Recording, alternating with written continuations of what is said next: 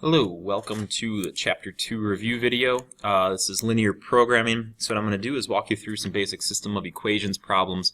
I'll do one elimination and one substitution, and then a system of 3 equations to find an ordered triple. We'll look at the max and min values of a convex polygonal set using inequalities. We'll do a setup problem where we're not going to solve, but we'll just kind of model a problem situation from linear programming. And then we will do one where we'll set up, solve it, and find a maximum value. So I'll get started with solving a system of equations. So this is going to be one where we're going to use elimination. So we have a choice of either eliminating x or y. What I'm going to do is choose to eliminate the y's, and what that means is I need opposite coefficients. So I can do that by multiplying my top equation by 9 and my bottom equation by 8. And what that's going to allow me to do is have opposite coefficients for the y variable here. So negative 63x, and I would have minus 72y equals 81. So that's going to be my top equation. My bottom one, I'm going to have negative 32x, and now it's going to be plus, so I'm just distributing the bottom here. So plus 72y, and that's going to equal negative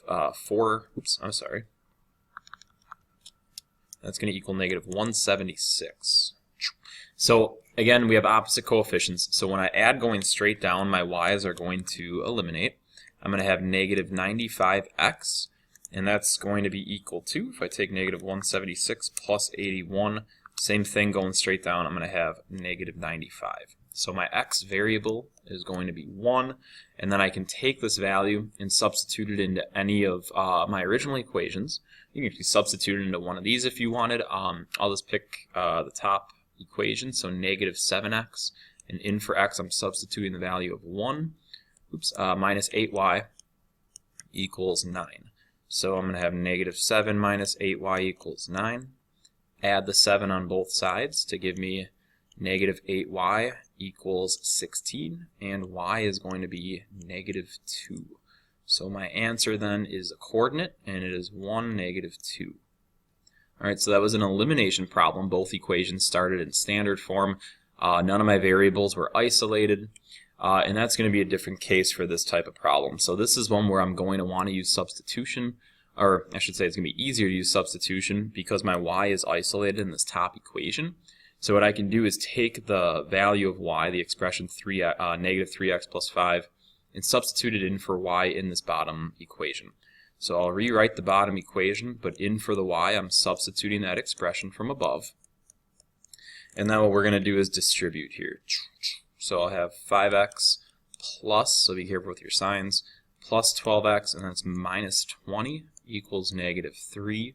I'm going to combine some like terms here, and then I'll add 20 to both sides. And by adding 20 to both sides, I will end up with 17 on the right, and x is going to come out to 1, much like the last problem. And what I can do with that value is substitute it back into my equation up top here, in for x. And I'm going to end up with negative 3 plus 5, which is positive 2. So my answer for that one is going to be the coordinate 1, 2. So again, those are just some basic solving systems using elimination and substitution. So now we're going to hop onto a system of 3 equations, which we're going to use elimination for this. We'll be substituting some values, but mostly it's just elimination that we'll be using. So what you want to do is pick 2 pairs of equations and eliminate the same variable from both. So what I'm going to do is look at equations 1 and 2, and if I wanted to look at these 2 equations, and let's say I wanted to eliminate my y variable, what I would do is multiply this middle equation, then equation 2, I would multiply that by negative 3. This way I would have opposite coefficients. So I'm going to bring my top equation over, and I'm not going to change a single thing. And my bottom equation is now going to become 9x minus 3y minus 15z equals positive 15. And what I can do is add going straight down. So 4x, and then my y's eliminate, minus 9z equals 19. So I have an equation now that does not have a y variable. And at the very beginning of this problem, I said we need to pick 2 pairs of equations. So now my other pair that I'm going to choose is going to be equations 2 and 3. So equation 2 and 3. And what I'm going to do to eliminate y, so you have to pick the same variable. What I'm going to do to eliminate my y is multiply this middle equation yet again by now -2. So I'm going to end up with 6x minus 2y minus 10z equals positive 10. And then the bottom equation, negative 4x plus 2y plus z equals 13. So kind of the bad part about these problems is if you make one small error, even if it's a sign mistake, you're going to end up with an incorrect answer. So we got to be really careful as you add and subtract around these, just to watch your signs.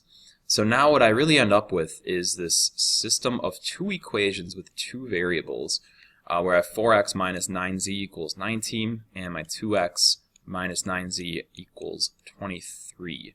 And now we want to eliminate a variable from this system. So I think it'd be easiest if we just want to multiply this top equation by -1. What that would do is eliminate my z's, and that means I'd be able to solve for x. So I'm going to end up with -4x plus 9z, and that's going to equal -19. So essentially what I'm doing is kind of just changing signs here, and that's going to get rid of this top equation because I already multiplied it. So now I'm going to focus on these two equations. And just to kind of clean this up a little bit, I'll just scroll down to get some of that other stuff out of the way. So now we're here, and I'm going to add going straight down and get -2x. My z's eliminate, and that is equal to 4. So then x is going to come out to -2. So we have one of my three values here. So one of my three values, and my answer is going to be an ordered triple. So I'm going to have an x, a y, and a z part of this. My x part is -2. So the next thing that I'm going to have to do is figure out my z part, because I can't go back up to one of these top equations because they both have y's and z's. So what I'm going to do is just backtrack to this equation right here, and I'm going to take 2 times my x minus 9z equals 23. And that's going to be -4 minus 9z equals 23. I'm going to add my 4 to both sides and get -9z equals 27, and then divide both sides by -9. So z is going to come out to -3, and that fills in this part of my coordinate, and now I only have y left to go. So what I'm going to do is just grab one of these equations from up top, and I'm going to grab that middle equation since the coefficient to y is 1. That would save me from dividing a little bit later. So -3x plus y plus 5z, and that equals -5. So what I can do is substitute my values that I already have for x and z. So my x value is -2, my z value is -3, and we're just going to simplify this. So 6 plus y minus 15 equals -5. Combine these two like terms, and I have my 6 minus 15, which is -9. And now I can lastly just add 9 to both sides, and I'm going to end up with my y value equal to +4. So my final answer at the end is this ordered triple, what we call it, and I have the x, y, z coordinate of -2, +4, -3. Alright, next one. So we're going to kind of shift gears a little bit, go from equations to inequalities. And what we're going to do is graph a few inequalities and look for a shaded polygonal convex set. So what I'm going to do is just take a look at this first equation, which says x is greater than or equal to 1. Or I'm sorry, first inequality. And I'm going to graph that. So I'm going to go to where +1 is on the x-axis. And I'm going to switch my color, my line here. And I'm going to draw a line, vertical line at x is greater than or equal to +1, and then I'm going to look at the fact that that one is shaded technically to the right, so it's all the numbers that are greater than or equal to 1. So I'm going to keep in mind that my shading is going to be all of this area where my cursor is, everything that's greater than or equal to that value. I'm going to graph my y equation, which is at -2, so I'm going to go to where -2 is on the y-axis, and it says greater than or equal to -2, so that's all of this area now, and I'm going to shade this real quick and then kind of go back and erase it. But all of this area represents my current solution by graphing these two inequalities. So what I want to do is graph my other ones by putting this equation into slope-intercept form, and I'm going to do that by subtracting x on both sides. So what I really end up with is y is less than or equal to negative x plus 6. So that is a line that has a y-intercept of 6, 1, 2, 3, 4, 5, 6, and a slope of negative 1. So I'm going to go down 1 and to the right 1, and I'm going to make a bunch of points with this just so my solution ends up being pretty clear later. Okay, that was like not that great of a line. I can try to fix that. There we go. All right. And then my last one. So this last line then, I can really rewrite this if I wanted to as y is less than or equal to negative 2x plus 10. So that's going to be a line that's going to start all the way up here at 10, and my slope is negative 2 over 1. So I'm going to keep making a bunch of those points.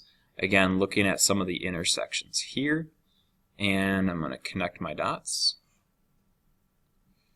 So my convex polygonal set, and I'm going to highlight this, is this region right here. Okay, so I'm looking at the part, and again, I know this because it was less than or equal to these bottom two inequalities, which means I was really shading underneath these two lines, but yet greater than the other two from before, so above the vertical and horizontal lines. So what we want to look at next are the 4 intersection points that are created from this set, and I'm going to put those in green, and I'm going to write those coordinates off to the side. So this first point, I'm going to go over 1, 2, 3, 4, 5, so I have a coordinate at 1, 5.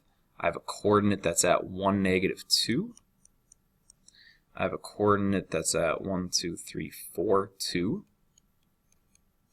And then the one over here in the other corner is going to be at 6, negative 2. So I have 4 coordinates now, and these represent the vertices of this shaded region, and I want to substitute those values into this equation and evaluate that function at those given values. And what that's going to do is allow us to determine what the lowest value is, which we'll call a minimum, and the greatest value, which will be a maximum. So f of 1, 5, I'll do f of 1, negative 2. F of 4, 2, and f of 6, negative 2. So then what I'm going to do is evaluate these in the function. So again, my function is 2 times my x value plus 3 times my y value. So I'm just going to write that for each one of these coordinates then, and then we'll end up simplifying them. So then 2 times 6 plus 3 times negative 2. So now I'll start evaluating this. This first one's going to come out to 2 plus 15, which is 17. This one is going to come out to 2 minus 6, which is negative 4. This one is going to come out to 8 plus 6, which is 14. And then lastly, I'm going to have 12 minus 6, which is 6. So out of these values, what we want to do is pick our lowest value, which is the negative 4, and this is going to be considered our minimum, and the 17 is going to be considered my maximum. So this type of problem with inequalities like this, in combination with a story problem, is going to make up for the last one that we'll do with linear programming. And the next problem that we're going to do is the setup of it, and the one after that we'll actually set it up in graph and do the same thing that we had just done here in this problem. So Mr. Perez has an auto shop. He offers 2 bargain maintenance convenience services. So we're talking about an oil change and a tune-up. His profit is $12 on an oil change, $20 on a tune-up. You can kind of read through this whole problem. But basically, at the very end of this, it's saying what is the most he can earn performing these services. So what we want to do is define my 2 variables. And what x is going to represent is the number of oil changes that he performs. And then my y variable, I'm going to let that be the number of tune-ups. So my constraints are going to end up being my inequalities. So time is going to be one of his constraints. Okay, there's not an infinite number of hours in the week. So what we want to look at is how long it takes him to do these. So it takes him 30 minutes to do an oil change and 1 hour to do a tune-up. And he can spend up to 30 hours per week on these services. So what we want to do is make that into an inequality. As far as the 30 minutes goes, I'll convert that into an hour. So 30 minutes is half of an hour. So that's 0.5 per oil change. So 0.5x plus it's taking 1 hour, so 1y, for the tune-up, and he cannot spend any more than 30 hours, so I'm going to write less than or equal to 30. So that's my time constraint. And then we also want to look at how many he wants to do per week. So he wants to do at least 25 oil changes. So I know that my number of oil changes X has to be greater than or equal to 25 and no more than 10 tune-ups per week. So I can't do more than 10, so Y has to be less than or equal to 10. However, we know that we can't have negative tune-ups, so Y also has to be greater than or equal to 0. And this last constraint we really could write as a compound inequality. 0 is less than or equal to Y is less than or equal to 10. Just another way to express the same exact thing. But these are all of our constraints on the two services. So at the very end of this then, we look at the function that would be created. We call this the objective function, and that's really where his profit comes in. So the function P of xy equals, and this is where we're just going to take these two price numbers. So these are his profits, $12 per oil change, so 12x plus $20 per tune-up, so 20y. And that is all that we would do as far as the setup goes. When we graph it, we'll end up with, again, a polygonal convex set, and we can look at those vertices, but we didn't have to do that for this problem. I will do that for this last one then. So we're talking about a bakery, looks like. So Christine's Butter Cookies sells large and small tins of cookies. The factory can prepare at most 200 tins a day, so that's a combination of large and small. Each large tin requires 2 pounds of butter, and each small tin requires 1 pound of butter, with a maximum of 300 pounds of butter available each day. The company, and then here's our profit equation, $6 from large, $4.80 from small. Find the max profit. So we have our two variables right away. I'll get these out of here. X is going to represent the number of small tins, and I'm going to let Y represent the number of large tins.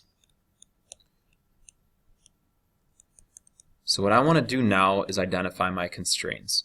Once again, the factory can only prepare so many tins a day, so that is a constraint, as we can't go over 200. So I know that if I take all of the X plus all of the Y, it has to be less than or equal to 200 tins per day.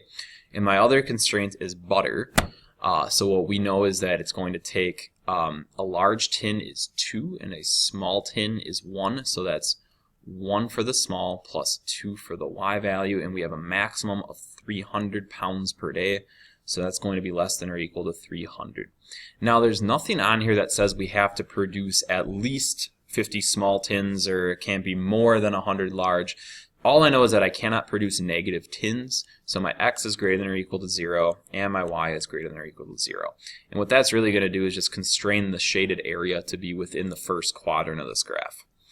So then I want to write my objective function, P of xy, and that's going to end up being equal to, and then I'm going to take my two profits. It's 6 for the large and 480 from the small, so I'm going to say 4.8x plus 6y. And one of these things, as I'm even going through this, I almost caught myself twice here, that I was almost, when I saw that it was 2 pounds of butter and then I had the 1 pound of butter, I almost wrote 2x plus 1y, and down here I almost wrote 6x plus 4.8y. And again, that really comes back to the beginning of this problem, which really helped us identifying what our variables were. So again, you want to really pay attention to the close detail there. From here then, what I'm going to do is solve this system of equations, or inequalities really, and what I want to do is find the intersection of these two lines. So I know that one line is going to come down like this, the other is going to come across here, and I'm going to end up with a shaded region, but I really want to know that intersection point. So what I'm going to do to set up this system of equations is take x plus y, and I'm going to change it to say equals 200 and x plus 2y, and that's equal to 300. And what this is going to allow me to do is figure out the intersection of these two lines.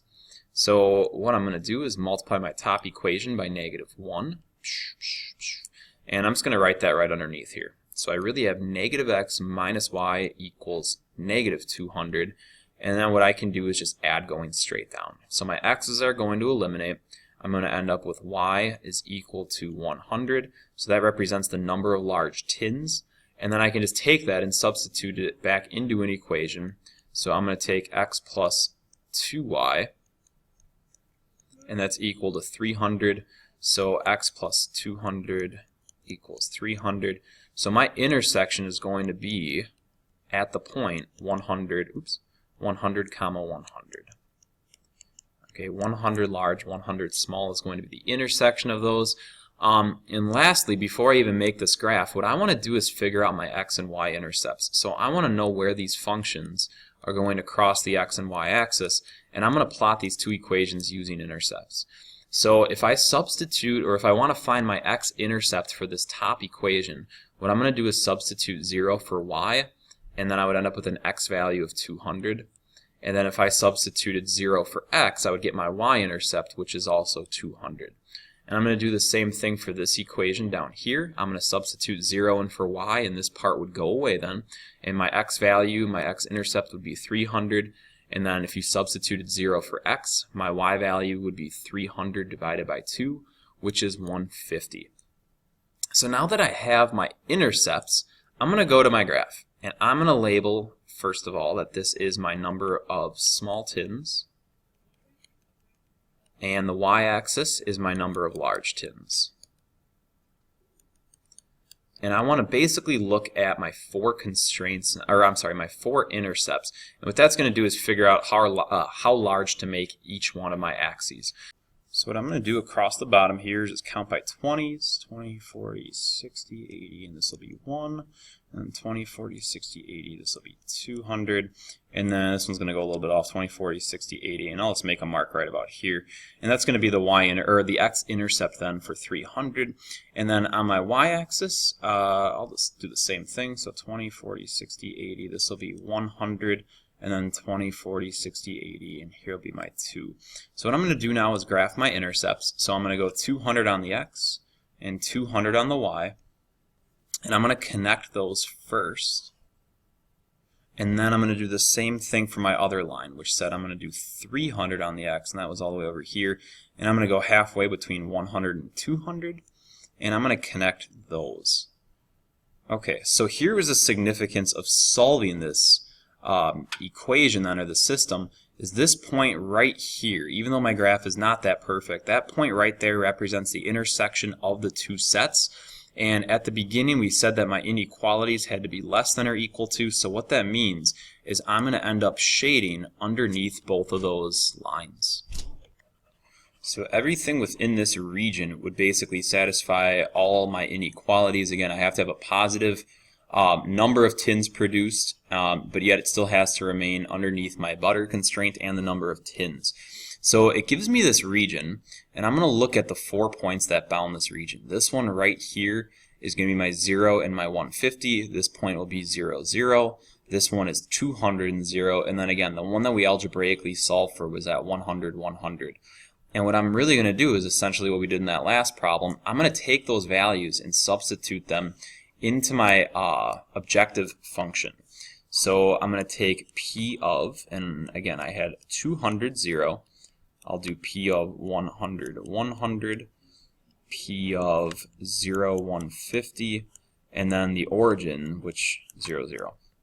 And what we're going to do is take these values and substitute them into my equation. So 4.8 times 200 plus 6 times 0, and I'm going to have 4.8 times 100 plus 6 times 100, and then I'll have 4.8 times 0 plus 6 times 150, and then 4.8 times 0 plus 6 times 0. And that one's always the easiest to evaluate. So let me get the values of the others. So this one's going to come out to 960. This one is going to come out to 900, and then this one will be 1080.